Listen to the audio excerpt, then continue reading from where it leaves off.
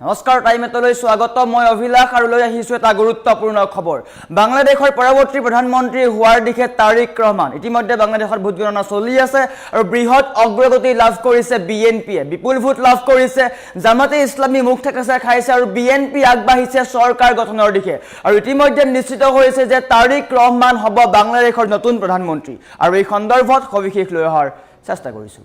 জনাই আছো ডাঙৰ খবৰ টাইম 8 বিগ ব্ৰেকিং বাংলাদেশৰ নতুন প্ৰধানমন্ত্ৰী হোৱাৰ দিশে তাৰিক ৰহমান বৰ্তমান সময়ত বিশ্ব ৰাজনীতিত এক নতুন নাম আহিছে বাংলাদেশত ঐতিহাসিক জয়ৰ দিশে বাংলাদেশ নেশ্যনেলিষ্ট পাৰ্টি বিএনপি ঐতিহাসিক জয় লাভ কৰিব বাংলাদেশৰ নিৰ্বাচনত বিপুল অগ্ৰগতি লাভ কৰিছে বাংলাদেশ জাতীয়তাবাদী দলে বিপুল ভোট লাভ কৰিছে বিএনপিৰ অধ্যক্ষ তাৰিক ৰহমান বাংলাদেশৰ পৰৱৰ্তী প্ৰধানমন্ত্ৰী হোৱাটো নিশ্চিত হৈ পৰিছে তাৰিক ৰহমানৰ দুয়োখন আসনতে জয় লাভ কৰিছে দুখন আসনত প্ৰতিদ্বন্দ্বিতা আগবঢ়াইছিলে আৰু দুয়োখন আসনতে জয় লাভ কৰিছে ঢাকা 17 আৰু বগুড়া 6 দুয়োখন আসনতে বিপুল ভোটত জয় লাভ কৰিছে তাৰিক ৰহমানে 299খন আসনৰ ভিতৰত বিএনপিয়ে 209খন আসন লাভ কৰিছে ইতিমধ্যে ভোট গণনা চলি আছে সংখ্যাগৰিষ্ঠ সীমা অতিক্ৰম কৰি চৰকাৰ গঠনৰ শক্তিশালী স্থিতিত আছে বিএনপি ইতিমধ্যে ভোট গণনা চলি আছে আৰু নিৰ্বাচন আয়োগে অতি সোনকালে আনুষ্ঠানিকভাৱে চূড়ান্ত ফলাফল ঘোষণা কৰিব কিন্তু তাৰ পূৰ্বেই সংখ্যাগৰিষ্ঠ আসন লাভ কৰিছে বিএনপি চৰকাৰ গঠনৰ দিশে আগবাঢ়িছে যদি বিএনপিয়ে চৰকাৰ গঠন কৰে তেন্তে নিশ্চিতভাৱে বাংলাদেশৰ নতুন প্ৰধানমন্ত্ৰী হ'ব তাৰিক ৰহমান প্ৰায় 17 বছৰৰ মূৰত বাংলাদেশলৈ উভতি আহিছিল খালেদা জিয়াৰ পুত্ৰ তাৰিক ৰহমান আৰু আহিয়েই বাংলাদেশৰ ৰাজনীতিত এক নতুন যুগৰ সূচনা কৰিছে ছাত্ৰ আন্দোলনৰ পিছত বাংলাদেশত যি অন্তৰ্বৰ্তীকালীন চৰকাৰ হৈ আছিল সেয়া সম্পূৰ্ণৰূপে ভাঙি যাব আৰু নতুন চৰকাৰ গঠন কৰাৰ দিশে বাংলাদেশে এখন নতুন চৰকাৰ পাব বিএনপি আহিব আৰু বিএনপি যদি আহে তেন্তে নিশ্চয়কৈ বাংলাদেশৰ প্ৰধানমন্ত্ৰী হ'ব তাৰিক ৰহমান বৰ্তমান সময়ত এটা গুৰুত্বপূৰ্ণ খবৰ আহিছে বিশ্ব ৰাজনীতিত গুৰুত্বপূৰ্ণ খবৰ আহিছে যদি সম্ভৱ হয় আমি হাফ প্লেটত দেখুৱাৰ চেষ্টা কৰিম কিন্তু বৰ্তমান সময়ত বিশ্ব ৰাজনীতিত এটা গুৰুত্বপূৰ্ণ খবৰ বাংলাদেশৰ ৰাজনীতিত এক নতুন ইতিহাস ৰচিবলৈ গৈ আছে বিএনপিয়ে বিপুল ভোটত জয় লাভ কৰিছে বৰ্তমান সময়তো ভোট গণনা চলি আছে কিন্তু বৰ্তমান পৰ্যন্ত 209খন আসনত অগ্ৰগতি লাভ কৰি আছে বিএনপি আৰু হয়তো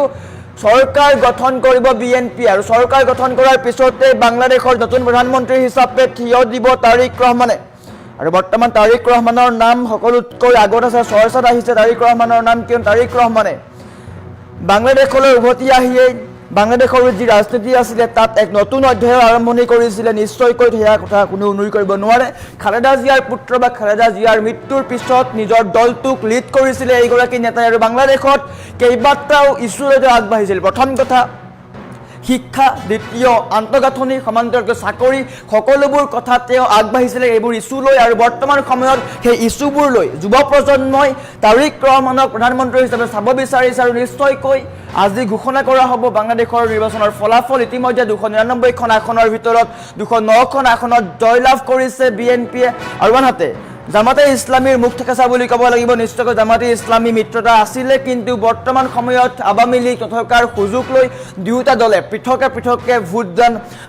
প্ৰতিদ্বন্দ্বিতা আগবঢ়াইছিলে আৰু বৰ্তমান সময়ত জামাতে ইছলামীয়ে মুখ ঠেকেচা খাইছে আৰু বিএনপিয়ে চৰকাৰ গঠনৰ দিশে আগবাঢ়িছে আৰু যদি চৰকাৰ গঠন কৰে তেন্তে নিশ্চিতভাৱে বাংলাদেশৰ নতুন প্ৰধানমন্ত্ৰী হ'ব তাৰিক ৰহমান এটা গুৰুত্বপূৰ্ণ খবৰ আহিছে বাংলাদেশৰ নতুন প্ৰধানমন্ত্ৰী হোৱাৰ দিশে তাৰিক ৰহমান বাংলাদেশত ঐতিহাসিক জয়ৰ দিশে বিএনপি 299খন আসনৰ ভিতৰত বৰ্তমান পৰ্যন্ত 209খন আসনৰ অগ্ৰগতি লাভ কৰি আছে ইতিমধ্যে 200তকৈও অধিক আসনত জয় লাভ কৰিছে আৰু নিশ্চিত হৈ পৰিছে যে বিএনপিয়ে চৰকাৰ গঠন কৰিব বাংলাদেশত আৰু সংখ্যাগৰিষ্ঠ সীমা অতিক্ৰম কৰিছে শক্তিশালী স্থিতিত আছে বাংলাদেশ নেশ্যনেলিষ্ট পাৰ্টি আৰু নিশ্চিতকৈ বিএনপিয়ে চৰকাৰ গঠন কৰিব আৰু বাংলাদেশে লাভ কৰিব এগৰাকী নতুন প্ৰধানমন্ত্ৰী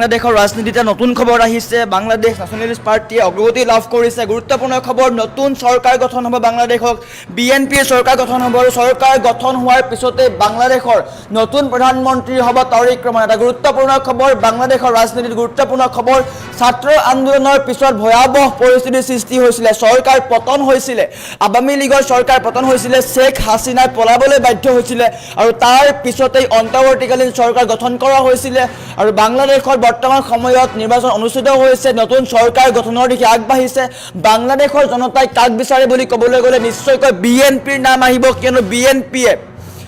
209খন আসনত অগ্ৰগতি লাভ কৰি আছে ইতিমধ্যে চৰকাৰ গঠনৰ দিশে গৈ আছে বিএনপি আৰু যদি বিএনপিয়ে চৰকাৰ গঠন কৰে তেন্তে নিশ্চিতকৈ বাংলাদেশৰ নতুন প্ৰধানমন্ত্ৰী হ'ব তাৰিক ৰহমান খালেদা জিয়াৰ পুত্ৰ তাৰিক ৰহমান সুদীৰ্ঘ 18 বছৰৰ পিছত বাংলাদেশলৈ ঘূৰি আহিছিল আৰু বাংলাদেশলৈ ঘূৰি অহাৰ পিছতেই বাংলাদেশৰ ৰাজনীতিত এক নতুন যুগৰ সূচনা হৈছিল সকলো ওলাই আহিছিল আমি বাতৰি পৰিৱেশনো কৰিছিলোঁ বাংলাদেশলৈ ঘূৰি অহাৰ সময়ত লাখ লাখ বাংলাদেশৰ লোকে আদৰি আনিছিলে এইগৰাকী তাৰিক ৰহমানক আৰু সকলোৱে কৈছিলে বাংলাদেশে এক নতুন দিশ চাব বিচাৰিছে নতুন বাংলাদেশ চাব বিচাৰিছে গতিকে বাংলাদেশৰ জয়ৰ কাৰণে বা বাংলাদেশত এখন নতুন বাংলাদেশ গঢ়াৰ কাৰণে তাৰিক ৰহমানক নিৰ্বাচন কৰা হৈছে আৰু নিশ্চিতকৈ যদি বিএনপিয়ে চৰকাৰ গঠন কৰে তেন্তে প্ৰধানমন্ত্ৰী হ'ব তাৰিক ৰহমান আৰু বৰ্তমান সময়ত বাংলাদেশৰ ৰাজনীতিত এক গুৰুত্বপূৰ্ণ সূচনা আহিছে আৰু ইফালে জামাতে ইছলামী কিন্তু মুখ থেকেচা খাইছে 68খন আসনতে সীমাবদ্ধ হৈ আছে জামাতে ইছলামী দুয়োটা মিত্ৰদল আছিল আৱামী লীগক নিষিদ্ধ কৰাৰ পিছতে দুয়োটা দলে পৃথকে পৃথকে প্ৰতিদ্বন্দ্বিতা কৰাৰ ইচ্ছা কৰিছিল আৰু বিএনপি আৰু জামাতে ইছলামীৰ মাজত তীব্ৰ যুঁজ হোৱাৰ সম্ভাৱনা আছিল যদিও বৰ্তমান সময়ত একক সংখ্যাগৰিষ্ঠ লাভ কৰিছে বিএনপিয়ে 299খন আসনৰ ভিতৰত 209খন আসনত অগ্ৰগতি লাভ কৰি আছে 200ৰো অধিকখন আসনত ইতিমধ্যে জয় লাভ কৰিছে আৰু নিশ্চিত হৈ পৰিছে যে বিএনপিয়ে চৰকাৰ গঠন কৰিব আৰু তাৰিক ৰহমান হ'ব বাংলাদেশৰ পৰৱৰ্তী প্ৰধানমন্ত্ৰী বা নতুন প্ৰধানমন্ত্ৰী আৰু বাংলাদেশে লাভ কৰিব এগৰাকী নতুন প্ৰধানমন্ত্ৰী আৰু বৰ্তমান সময়ত বাংলাদেশৰ ৰাজনীতি বা বিশ্বৰ ৰাজনীতিত এক নতুন নাম আহিছে বিএনপিয়ে ইতিহাস ৰচনা কৰিব বৰ্তমান সময়ত 209খন আসনত অগ্ৰগতি লাভ কৰি আছে 299খন আসনৰ কাৰণে ভোটদান প্ৰক্ৰিয়া চলি আছিল কালিৰ দিনটোত ভোটদান প্ৰক্ৰিয়া চলি আছিল আৰু আজি ভোট গণনা চলি আছে আৰু শীঘ্ৰেই নিৰ্বাচন আয়োগে আনুষ্ঠানিকভাৱে ফলাফল ঘোষণা কৰিব কোনে জয় লাভ কৰিছে কোন পৰাজয় হৈছে কোনে কিমান ভোট লাভ কৰিলে কিন্তু তাৰ পূৰ্বে ডাঙৰ খবৰ আহি পৰিছে সংখ্যা অনুসৰি 209খন আসনত অগ্ৰগতি লাভ কৰি আছে বিএনপিয়ে আৰু বিএনপি চৰকাৰ গঠনৰ দিশে আগবাঢ়িছে গতিকে নিশ্চিত হৈ পৰিছে যে বাংলাদেশৰ নতুন প্ৰধানমন্ত্ৰী হ'ব তাৰিক ৰহমান যিগৰাকী তাৰিক ৰহমান সুদীৰ্ঘ 18 বছৰৰ পিছত বাংলাদেশলৈ আহিছিলে আৰু বাংলাদেশৰ ৰাজনীতিত খোজ দিছিলে মাতৃৰ বিয়োগৰ পিছতেই বিএনপিৰ কামান লৈছিলে তেওঁ বিএনপিৰ নেতৃত্ব দিছিলে আৰু বৰ্তমান সময়ত বাংলাদেশৰ ৰাজনীতিত বিএনপিয়ে নিজৰ ছাপ বহুৱাবলৈ সক্ষম হৈছে আৰু বিএনপিৰ জয় লাভৰ পিছতে বিএনপিৰ প্ৰাৰ্থীসকলৰ মাজত উৎসুক দেখিবলৈ পোৱা গৈছে আনন্দৰ উল্লাস দেখিবলৈ পোৱা গৈছে আৰু সকলোৱে বিচাৰিছে তাৰিক ৰহমান প্ৰধানমন্ত্ৰী হওক নিশ্চিতকৈ বিএনপিয়ে জয় লাভ কৰাৰ পিছতে তাৰিক ৰহমান হ'ব বাংলাদেশৰ নতুন প্ৰধানমন্ত্ৰী খালেদা জিয়াৰ পুত্ৰ তাৰিক ৰহমান হ'ব বাংলাদেশৰ নতুন প্ৰধানমন্ত্ৰী ছাত্ৰ আন্দোলনৰ পিছত বাংলাদেশত যি অস্থিৰতা দেখা দিছিলে তাৰ পিছতেই বাংলাদেশক কিন্তু পুনৰ যি অৰ্থনীতি আছিলে বাংলাদেশৰ যি অৰ্থনীতি আছিলে সেই অৰ্থনীতি পুনৰ ঘূৰাই পোৱাৰ সম্ভাৱনা নাছিল কিন্তু বিএনপি চৰকাৰ গঠনৰ পিছতে এই সম্ভাৱনা পুনৰ নিশ্চিত হৈ পৰিছে প্ৰতিশ্ৰুতি দিছিল যে বাংলাদেশৰ আন্তঃগাঁথনি উন্নয়ন কৰা হ'ব বাংলাদেশৰ শিক্ষাৰ উন্নতি কৰা হ'ব বাংলাদেশৰ চিকিৎসা উন্নতি কৰা হ'ব সকলো ইছ্যুক লৈ আগবাঢ়িছিল বিএনপি সমান্তৰালকৈ তাৰিক ৰহমান আৰু সেই ইছ্যুসমূহ লৈ বিএনপিয়ে জয়লাভ কৰিছে বা জয়লাভৰ দিশে অগ্ৰগতি লাভ কৰিছে গতিকে বাংলাদেশে নিশ্চয়কৈ এগৰাকী নতুন প্ৰধানমন্ত্ৰী পাব যাৰ নাম হৈছে তাৰিক ৰহমান আৰু বাংলাদেশৰ অন্তৰ্বৰ্তীকালীন চৰকাৰেও ইয়াক সমৰ্থন কৰিছে নিশ্চিতভাৱে তাৰিক ৰহমান বাংলাদেশৰ পৰৱৰ্তী প্ৰধানমন্ত্ৰী হ'ব আৰু বিএনপিয়ে ঐতিহাসিক জয়ৰ দিশে আগবাঢ়িছে 209খন আসনত অগ্ৰগতি লাভ কৰি আছে নিশ্চিতকৈ 299খন আসনৰ ভিতৰত 209খন আসনত অগ্ৰগতি লাভ কৰাৰ অৰ্থ হৈছে সংখ্যাগৰিষ্ঠ আসন লাভ কৰিছে আৰু বিএনপিয়ে চৰকাৰ গঠন কৰিব আৰু বিএনপিয়ে চৰকাৰ গঠন কৰিলেই বাংলাদেশৰ নতুন প্ৰধানমন্ত্ৰীৰ ৰূপে থিয় দিব তাৰিক ৰহমানে আৰু বাংলাদেশৰ ৰাজনীতিত বা বিশ্বৰ ৰাজনীতিত এক নতুন নামৰ সূচনা হ'ব যাৰ নাম হৈছে তাৰিক ৰহমান খালেদা জিয়াৰ পুত্ৰ তাৰিক ৰহমানে নিজৰ স্থিতি দেখুৱাবলৈ সক্ষম হৈছে, বিএনপিৰ স্থিতি দেখুৱাবলৈ সক্ষম হৈছে। সুদীৰ্ঘ 18 বছৰৰ পিছত ইংলেণ্ডৰ পৰা বাংলাদেশলৈ উভতি আহিছিল আৰু বাংলাদেশত ভৰি থোৱাৰ পিছতে বাংলাদেশৰ লাখ লাখ জনতাই আদৰিছিল এইগৰাকী তাৰিক ৰহমানক। ৰাজপথত দেখিবলৈ পোৱা গৈছিলে ৰেলী আৰু তাৰ পিছতে বাংলাদেশৰ নতুন অধ্যায়ৰ সূচনা হ'ল। আৰু বাংলাদেশত এগৰাকী নতুন প্ৰধানমন্ত্ৰী হিচাপে থিয় দিছে তাৰিক ৰহমানে। স্পষ্ট হৈ উঠিছে এই কথা আৰু তাৰিক ৰহমানে নিজৰ স্থিতি দেখুৱাবলৈ সক্ষম হৈছে। তাৰিক ৰহমান হ'ব বাংলাদেশৰ নতুন প্ৰধানমন্ত্ৰী। ইতিমধ্যে ভোট গণনা চলি আছে। 299খন আসনৰ ভিতৰত 209খন আসনত অগ্ৰগতি লাভ কৰিছে বিএনপি আৰু বিএনপিয়ে চৰকাৰ গঠনৰ দিশে অগ্ৰগতি লাভ কৰিছে। যদি চৰকাৰ গঠন কৰে তেন্তে নিশ্চিতকৈ বাংলাদেশৰ নতুন প্ৰধানমন্ত্ৰী হ'ব তাৰিক ৰহমান, খালেদা জিয়াৰ পুত্ৰ। তাৰিক ৰহমানে নতুন ইতিহাস ৰচনা কৰিছে। বাংলাদেশৰ জনতাই পৰিৱৰ্তন বিচাৰে, বাংলাদেশৰ জনতাই নতুন এখন বাংলাদেশ বিচাৰে আৰু তাৰ কথা লৈ বা তাৰ আলম লৈ তাৰিক ৰহমানে প্ৰতিদ্বন্দ্বিতা আগবঢ়াইছিল আৰু ইছ্যু আছিল কেইবাটাও। আন্তঃগাঁথনি উন্নয়ন কৰা, শিক্ষা আগবঢ়োৱা, চিকিৎসা ব্যৱস্থা উন্নত কৰা, কেইবাটাও গুৰুত্বপূৰ্ণ ইছ্যু লৈ নিৰ্বাচনৰ প্ৰতিদ্বন্দ্বিতা আগবঢ়াইছিল আৰু বৰ্তমান সময়ত বাংলাদেশৰ জনতাই নিৰ্বাচিত কৰিছে বিএনপিক, অৰ্থাৎ বাংলাদেশ নেশ্যনেলিষ্ট পাৰ্টি। আৰু যদি বাংলাদেশ নেশ্যনেলিষ্ট পাৰ্টি জয় লাভ কৰে তেন্তে নিশ্চিতকৈ তাৰিক ৰহমান হ'ব বাংলাদেশৰ নতুন প্ৰধানমন্ত্ৰী। আৰু এই কথা স্পষ্ট হৈ উঠিছে। 209খন আসনত ইতিমধ্যে অগ্ৰগতি লাভ কৰিছে। 299খন আসনৰ কাৰণে যুঁজখন চলি আছিলে আৰু বৰ্তমান সময়ত 209খন আসনত বিএনপিয়ে অগ্ৰগতি লাভ কৰিছে। ইফালে জামাতে ইছলামী, যি জামাতে ইছলামী বিএনপিৰ সৈতে মিত্ৰতা আছিল, কিন্তু আৱামী লীগক নিষিদ্ধ কৰাৰ পিছতেই দুয়োটা দলে বা বিএনপি আৰু জামাতে ইছলামীয়ে দুয়োটা দলে পৃথকে পৃথকে প্ৰতিদ্বন্দ্বিতা কৰাৰ ইচ্ছা প্ৰকাশ কৰে আৰু বৰ্তমান সময়ত মুখ ঠেকেচা খাইছে জামাতে ইছলামীয়ে। জামাতে ইছলামীয়ে 68খন আসন লাভ কৰিছে। ইফালে বিএনপিয়ে 209খন আসনৰ অগ্ৰগতি লাভ কৰি আছে আৰু ভোট গণনা চলি আছে। এতিয়াও কিন্তু ফলাফল অহা নাই, ভোট গণনা চলি আছে। সংখ্যাৰ সাল সলনি হ'ব পাৰে, কিন্তু নিশ্চিত হৈ পৰিছে যে বিএনপিয়ে চৰকাৰ গঠন কৰিব আৰু বিএনপিয়ে চৰকাৰ গঠন কৰাৰ পিছতেই তাৰিক ৰহমান হ'ব বাংলাদেশৰ নতুন প্ৰধানমন্ত্ৰী। খালেদা জিয়াৰ পুত্ৰ তাৰিক ৰহমানে 18 বছৰৰ পিছত বাংলাদেশলৈ উভতি আহিছিলে আৰু বাংলাদেশলৈ উভতি আহি এই সূচনা কৰিছিলে এক নতুন অধ্যায়ৰ। তেওঁ স্পষ্ট কৰিছিলে যে বাংলাদেশৰ জনতাই এখন নতুন বাংলাদেশ বিচাৰে আৰু তাৰ কাৰণে পৰিৱৰ্তন বিচাৰে আৰু সেইকাৰণে বিএনপিয়ে কিছু ইছ্যু লৈ কেইটামান নতুন ইছ্যু লৈ আগবাঢ়িছিলে। যিকেইটা ইছ্যু হৈছে অৰ্থনৈতিক সমস্যা, আন্তঃগাঁথনি উন্নয়ন, শিক্ষাৰ সমস্যা, চিকিৎসা সমস্যা, যিসমূহ মূল সমস্যা আছে সেই সমস্যাসমূহক লৈ আগবাঢ়িছিলে প্ৰতিদ্বন্দ্বিতা কৰিবলৈ আৰু বিএনপিয়ে সংখ্যাগৰিষ্ঠ আসন লাভ কৰিছে। বাংলাদেশৰ জনতাই বিশ্বাস দেখুৱাইছে যে বাংলাদেশৰ জনতাই এখন নতুন বাংলাদেশ বিচাৰে। যি হ'ল বাংলাদেশত ছাত্ৰ আন্দোলনৰ ফলত যি ভয়াৱহ পৰিস্থিতি হ'ল, প্ৰায় 1,500ৰো অধিক লোকৰ মৃত্যু হ'ল। সমান্তৰালকৈ শ্বেখ হাছিনা চৰকাৰৰ পতন হ'ল, যাৰ ফলত শ্বেখ হাছিনা পলাবলৈ বাধ্য হ'ল আৰু তাৰ পিছতে বাংলাদেশত অস্থিৰতা দেখা দিলে। বাংলাদেশত অন্তৰ্বৰ্তীকালীন চৰকাৰ গঠন হ'ল। সুদীৰ্ঘ বহুত ঘাট প্ৰতিঘাতৰ মাজেৰে বাংলাদেশে পাৰ কৰি আছে। বাংলাদেশৰ সমস্যা বৃদ্ধি পাইছে, কিন্তু চৰকাৰ গঠনৰ দিশে এতিয়া আগবাঢ়িছে বিএনপি। বাংলাদেশে চৰকাৰ গঠন কৰিব, বাংলাদেশত এখন নতুন চৰকাৰ হ'ব। বিএনপি হৈছে বাংলাদেশৰ নতুন চৰকাৰ। বাংলাদেশ জাতীয়তাবাদী পাৰ্টীয়ে চৰকাৰ গঠন কৰিব আৰু নিশ্চিতকৈ বাংলাদেশ জাতীয়তাবাদী পাৰ্টীয়ে চৰকাৰ গঠন কৰিলে নিশ্চিতকৈ তাৰিক ৰহমান হ'ব বাংলাদেশৰ নতুন প্ৰধানমন্ত্ৰী আৰু বাংলাদেশৰ জনতাই লাভ কৰিব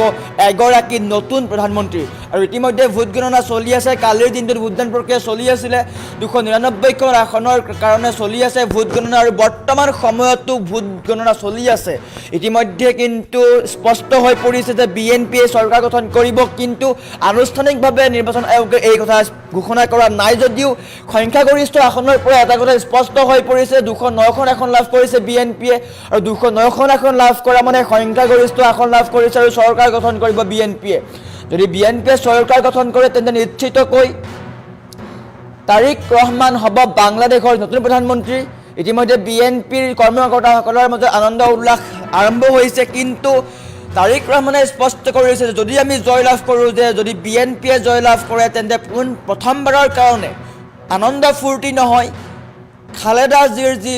সমাধি আছে তাত গৈ স্মৰণ কৰা হ'ব, তাত গৈ সেৱা আগবঢ়োৱা হ'ব, তাৰ পিছতহে ফূৰ্তি কৰা হ'ব বা আনন্দ উল্লাস কৰা হ'ব। ইয়াৰ পিছত নিশ্চিত হৈ পৰিছে যে বিএনপিয়ে 100% বাংলাদেশত চৰকাৰ গঠনৰ দিশে আৰু তাৰিক ৰহমানেই হ'ব বাংলাদেশৰ নতুন প্ৰধানমন্ত্ৰী। আৰু বাংলাদেশৰ ৰাজনীতিত এক নতুন নামৰ সূচনা হৈছে তাৰিক ৰহমান, সমান্তৰালকৈ বিশ্বৰ ৰাজনীতিতো নতুন নামৰ সূচনা হৈছে বিএনপি। আৰু বিএনপিয়ে নিজৰ যি স্থিতি আছিলে, যি ইছ্যু লৈ আগবাঢ়িছিলে, সেই সকলো ইছ্যু সম্পূৰ্ণ কৰিব পাৰিব নে নোৱাৰে সেয়া কিন্তু লক্ষণীয় হ'ব পৰৱৰ্তী সময়ত। বাংলাদেশৰ জনতাই যি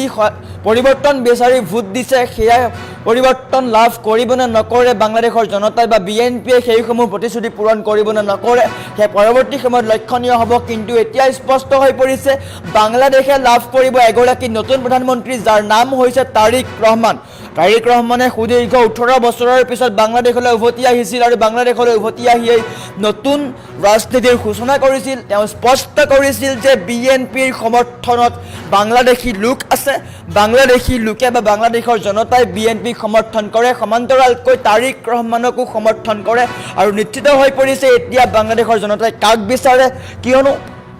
আৱামী লীগক নিষিদ্ধ কৰাৰ পিছতেই জামাতে ইছলামী আৰু বিএনপিৰ মাজত বিভেদ হৈছিল। দুয়োটা দলে পৃথক পৃথককৈ প্ৰতিদ্বন্দ্বিতা কৰাৰ ইচ্ছা প্ৰকাশ কৰিছিল আৰু বৰ্তমান সময়ত জামাতে ইছলামীয়ে কিন্তু 68খন আসনত সীমাবদ্ধ হৈ আছে। মুখ ঠেকেচা খাইছে বুলি ক'ব লাগিব। বিএনপিৰ সন্মুখত জামাতে ইছলামীয়ে মুখ ঠেকেচা খাইছে, 68খন আসনে লাভ কৰিবলৈ সক্ষম হৈছে। আনহাতে বিএনপিয়ে লাভ কৰিছে 209খন আসন, আৰু 209খন আসন লাভ কৰি বিএনপিয়ে সংখ্যাগৰিষ্ঠতা আসন লাভ কৰিছে আৰু চৰকাৰ গঠনৰ দিশে আগবাঢ়িছে বিএনপি। আৰু শীঘ্ৰেই হয়তো ফলাফল ঘোষণা কৰিব, আনুষ্ঠানিকভাৱে ফলাফল ঘোষণা কৰিব। তাৰ পিছতেই বিএনপিয়ে চৰকাৰ গঠন কৰিব আৰু চৰকাৰ গঠন কৰাৰ পিছতেই বাংলাদেশৰ নতুন প্ৰধানমন্ত্ৰী হ'ব তাৰিক ৰহমান।